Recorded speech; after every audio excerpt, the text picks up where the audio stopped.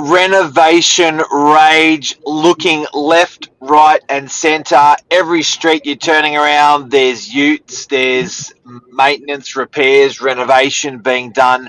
People always ask us, what's the best thing to do to make a lot of money out of my renovation? Stay tuned. We'll tell you.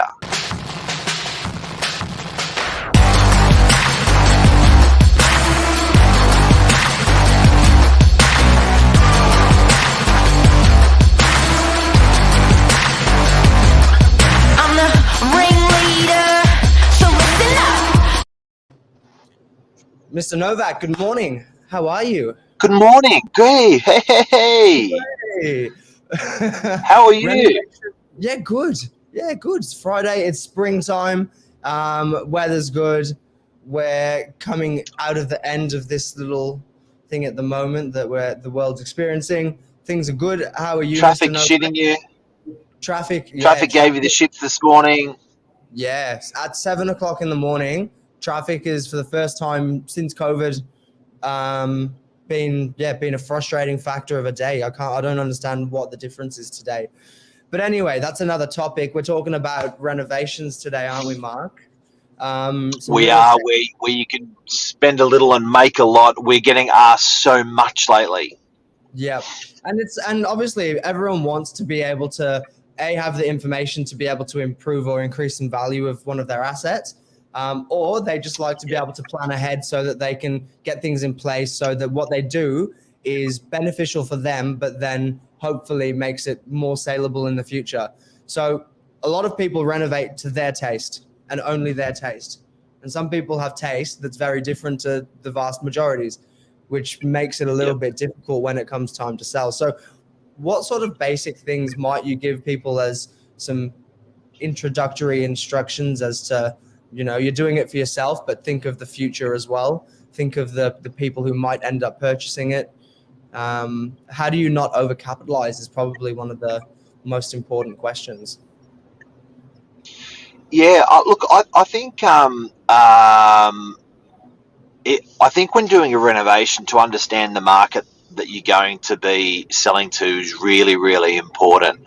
And a simple question to a real estate agent can answer that. So if you're getting an appraisal on your property, for instance, asking the real estate agent, hey, who do you reckon will buy my property? What's the likely profile or the likely buyer that's going to be buying something like this? That's going to answer a lot of questions for you in terms of who you're going to like. Not only, if you're going to get a bit of life out of the property and live there, okay, you want to do your taste, but if you can skewer it into a direction for, your potential market that you could be selling to in the future, that's smart as well. It's a double header. Yeah, and it doesn't mean doing your renovations so they're, vanilla. You're doing it so that it's something that everyone is going to have some attraction to. And there are quite simple ways to do this, and it's just taking your primary focus out of it for a little bit, I suppose. Lisa's just mentioned, Mark, in a volatile market, I'd be doing the least amount possible to get the maximum gain. No point in renovating for 3 to 6 months, then the market cools off. Yeah, it's a good point. The market's been moving so strongly of late. Within 3 or 6 months, it can have changed, it can have dipped, it can have jumped. The buyer pool could have shortened or got smaller, sorry. And this has been one of the revelations lately, I think, with the whole social media selling and not as many properties getting staged and having that full sort of styling process through the campaign.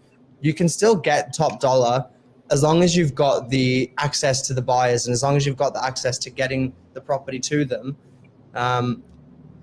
That's another topic on its own, Mark. But on the topic of renovations, how do we improve the value of our property by doing the least? What are the main things you would suggest to someone if they were about to put their home on the market? Look, if you're just about to put on the market, I wouldn't be doing a kitchen or a bathroom. Like Lisa says, your lead time's too long.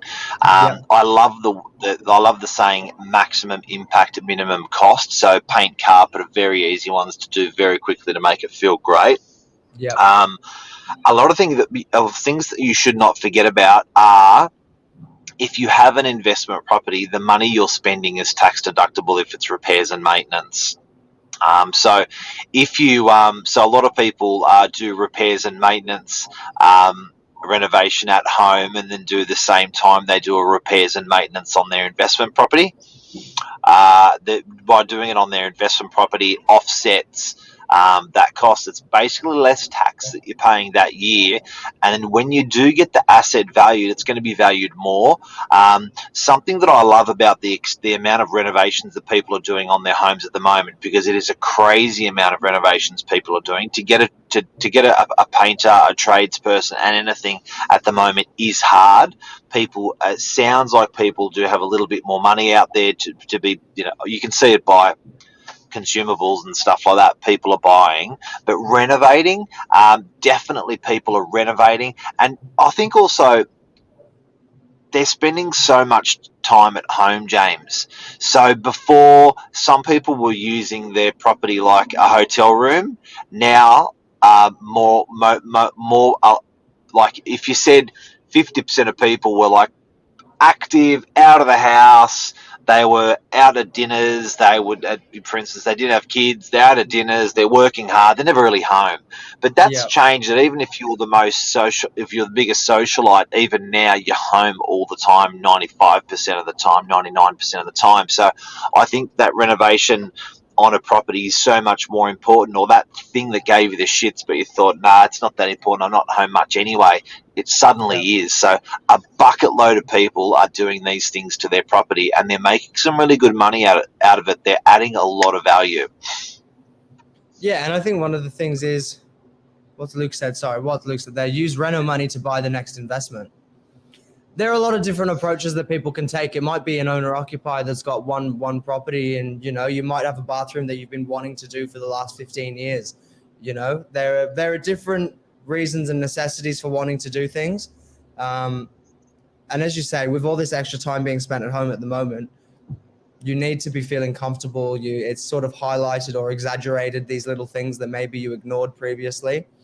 So yeah, and it feeds the soul. Like I know. Look, we're always, as real estate, we're always like, what can you do to make more money out of the property? But I think being a bit herbal, with your home, spending money on, like at our place, we just did carpet paint, and a bit of, we redid the old cornices. What goes around the cornices. And it's something that really gave me the shits. Like, we've been in our place for 14 years now, and it's one of those things that you looked at the old fashioned corner, the shitty old cornice. It was the cheap ass one, and it was like, I just want to sort of take it up a level, but never never really had the time or the energy. Or we did around your doorways, the architraves, and the skirting boards, were the cheap ass little shitty ones, and we put like the big quality sort of American style, nice fat architraves around. And I've got to say, nesting like that has been, for us, and I think for a lot of people, it's feeds the soul. Do you know what I mean? Like, it makes you feel cushy, comfy, happy to be home. I think it's really, really important to do, because you're constantly taking out of your property without realizing. 365 days a year goes like that. 3 years goes like that. 5 years goes like that. You're tiring down the property. It's nice to feed it, water the plant. Well, that's exactly right. And wear and tear, it happens across, like, it's unavoidable at the end of the day. So what I was going to ask you then, when you mentioned that, Mark, was how did it feel when you doing just painting and carpet and the architraves and the cornices? They seem like nothing jobs. Maybe the architraves and the cornices more, but I bet they make you feel a hell of a lot more comfortable there. Just like you feel more settled, relaxed. There's Zen mode. It changed the whole room. Yeah. So you think to yourself, how much can it? But if you think about it, field of view, when you're like on the couch or in the dining or in the kitchen, like, it is most of the room is your carpet and your paint. Do you know what I mean? So to go through and do those things, we also did curtains. Curtains and blinds are a funny thing, because you look at them years and years and years and years, you forget how shitty they get, how dusty, dirty, whatever, even if you're cleaning them regularly. and we did the curtains as well all the way through. But just that sort of stuff. Home automation, Home automation. yeah, a bit of Fabaro in the house. Can I say something about this, guys? This is the nerd coming out in me. Spend a little bit of money on automation in your home. It will save you so much time. It is ridiculous. Can I give you an example? Please do. Two lamps beside your bed. Every night you turn them on. Every night you turn them off. Yep. One lamp is 365 times you turn it on. When you turn it off, that's 700 times. You do two lamps, one on each side, that is 1,400 lamp switches in the course of a year that you're on, off, on, off, on, off, on, off. Yep. And I bet more people have more than two lamps in their house. So it's a good point. That takes up a lot of time when you add it all together. And you know what? You can do it as simply as I know Lisa's here saying girls maybe might not be so into the automation side of things, but you can do little things. You can buy light bulbs that have apps so that you can do it on your phone. You can do it cheaply, is what I'm saying. It doesn't have to be, oh, I'm automating, I'm doing little. It doesn't have to be hurting your pocket when you home. Absolutely, and but stuff like this, guys, it's worth the money. So put it, for example, those like you said, those globes you can buy. You can set a timer on them, and you can have that on and off. So all of that stuff comes into your home renovation. All of that stuff is gonna feed your soul. It's gonna feed your brain. It's not gonna hurt your brain because you're not like running around every night and doing that. Yep. Bit of automation, it is cheap. Bit of paint and carpet, it is high impact and it is cheap.